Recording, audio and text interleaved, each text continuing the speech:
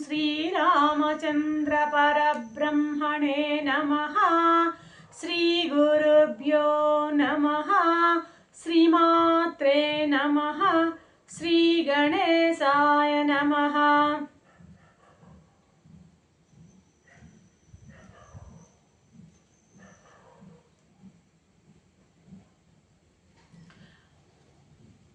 ప్రియాత్మ బంధువులారా, యోగ వాసిష్టం నిర్వాణ ప్రకరణం 601వ భాగం. సికిధ్వజుడు ఒక రకమైనటువంటి ఉద్వేగంతో అంటున్నాడు. అనుభవంతో కూడినటువంటి భావనతో ఆయన యొక్క కృతజ్ఞతలను వ్యక్తం చేస్తున్నాడు. భగవన్, తమరి ప్రభావంతో బ్రహ్మాండమైనటువంటి పదవిని నేను అందుకున్నాను. నాకిప్పుడు మూలము కనపడుతుంది, అదేవిధంగా ఊర్ధ్వము కనపడుతుంది. అంటే ఏంటంటే సర్వము సకలము నా ముందు, సర్వము ఏకమై నేను ఏకమైనటువంటి ఆ సజ్ఞాన స్వరూపం యొక్క అనుభవాన్ని నేను పొందుతున్నాను.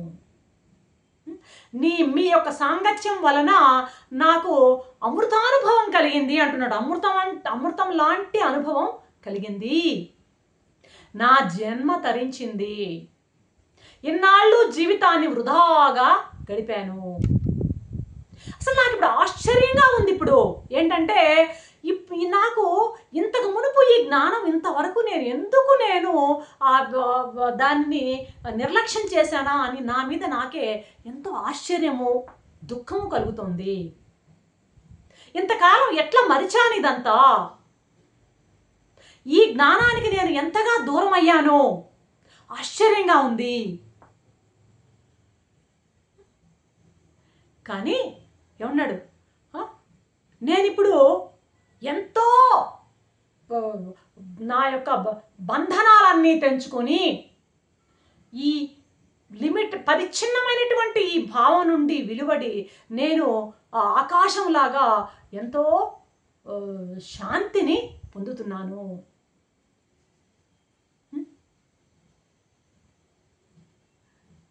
తండ్రి, నాకు ఇప్పుడు అర్థమయ్యింది. నాకు ఏమర్థమైంది అంటే మనస్సు అనేది అసలు లేదు. ఈ మనస్సే ఇంత నాటకం ఆడుతోంది. ఈ మనస్సు వలననే ఈ అంతా కూడా ఈ సృష్టి అంతా జరిగినట్టు, ఈ సంసారంలో బంధాన్ని ఏర్పరిచేది కూడాను ఈ మనసే.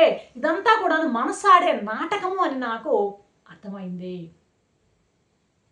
ఎప్పుడైతే ఈ మనస్సుని ఉపశమనం చేసుకుంటామో, శాంతం చేసుకుంటామో, అమనస్క స్థితికి వస్తామో, అప్పుడు పెద్దలు చేసినటువంటి ఆ బోధ జ్ఞానం అంతా కూడాను అనుభవానికి వస్తుంది.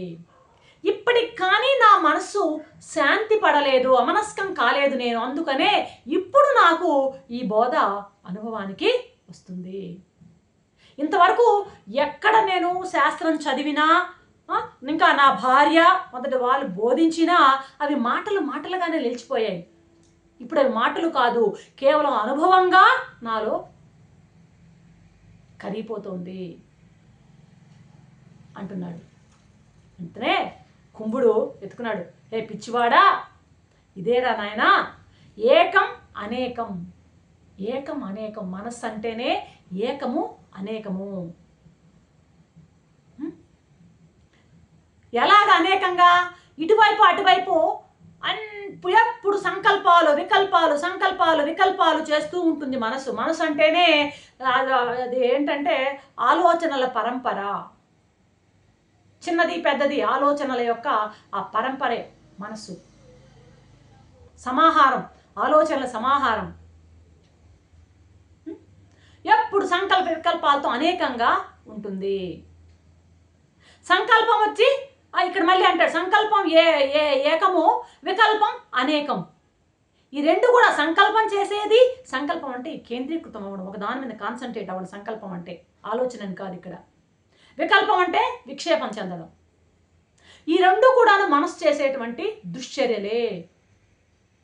అసలు ఈ సంకల్ప వికల్పాలు అనేటివి దేనివల్ల ఏర్పడతాయని నీకు అర్థమైందా? తెలుసా? నీకు అర్థమైంది. ఇప్పుడు మళ్ళీ నేను ఒకసారి గుర్తు చేస్తున్నాను.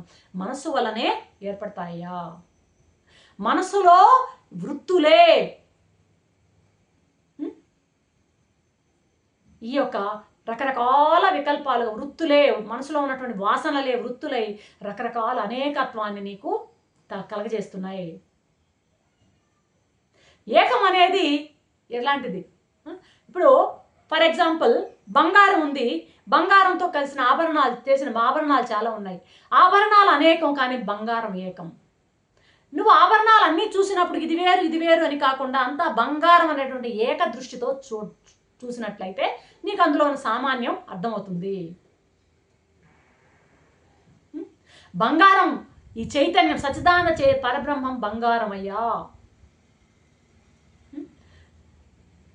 కాబట్టి దానిని చూచేది ఎవరంటే నేను కూడా అంతే, నేను అదే, దానికంటే భిన్నం కాదు. ఇంతవరకు నీవు ఎలా చూసావు? ఈ నామరూపాలన్నింటినీ వేరు, నీకు భిన్నంగా చూసావు. నీవు నీ స్వరూపంగా చూడలే వాటిని.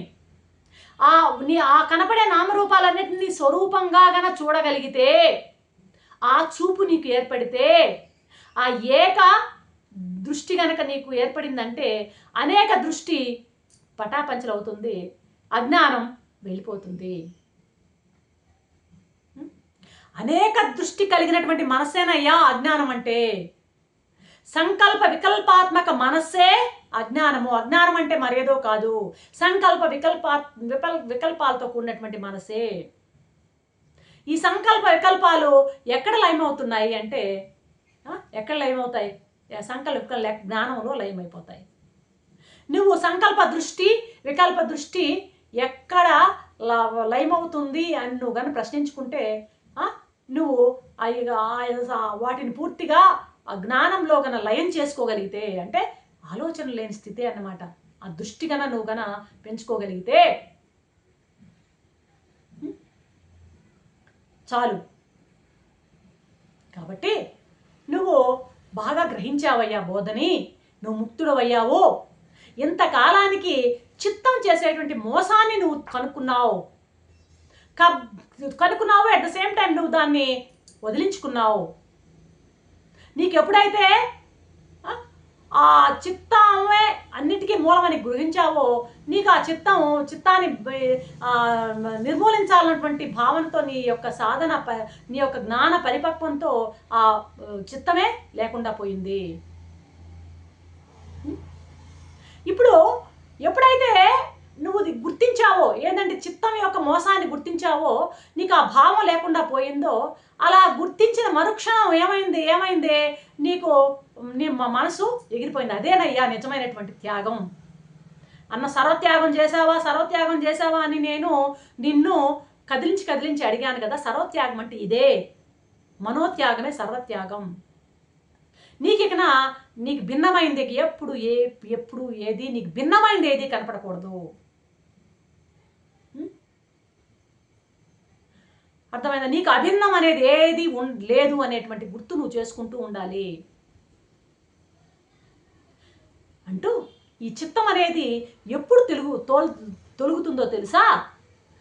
అసలు విషయం తెలుసుకున్న నాడే ఈ చిత్తం అంటే అసలు విషయం. అంటే ఇంతవరకు ఏంటంటే ఉన్నది ఒకటే ఒక సచ్చిదానంద పరబ్రహ్మ స్వరూపం అనేటువంటి ఆ ఏకత్వ భావనని, ఆ సర్వాత్మ భావనని, బ్రహ్మాత్మ భావనని ఎప్పుడైతే నువ్వు బాగా అనుభవాన్ని తెచ్చుకుంటావో, అప్పుడు నీ చిత్తం అనేది తొలుగుతుంది.